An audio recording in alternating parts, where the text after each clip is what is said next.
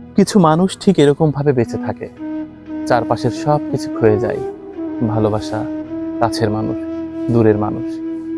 মনে পড়ছে সুনীল গঙ্গোপাধ্যায়ের সেই বিখ্যাত কবিতা, আমি কিরকম ভাবে বেঁচে আছি, আমি কিরকম ভাবে বেঁচে আছি, তুই এসে দেখে যা নিখিলেশ।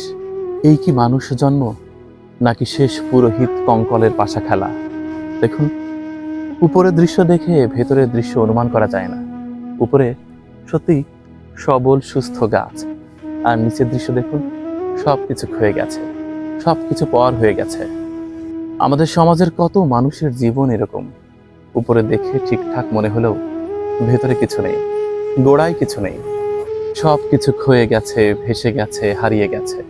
তারা শুধুমাত্র মানুষের নাম নিয়ে বেঁচে আছে, কিন্তু সত্যিকার অর্থে নয়।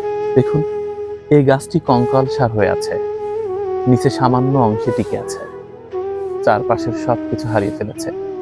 কতটা নিঃস্ব রিগ্ধ এই গাছটি।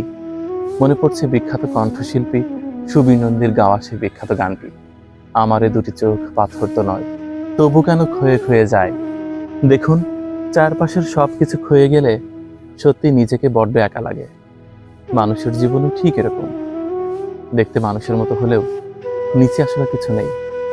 অর্থাৎ যার উপর দাঁড়িয়ে থাকার কথা ছিল, যার উপর ভরসা করার কথা ছিল, সে নেই, হারিয়ে গেছে। শুধুমাত্র একা, ভীষণ একা, কোথাও কেউ নেই।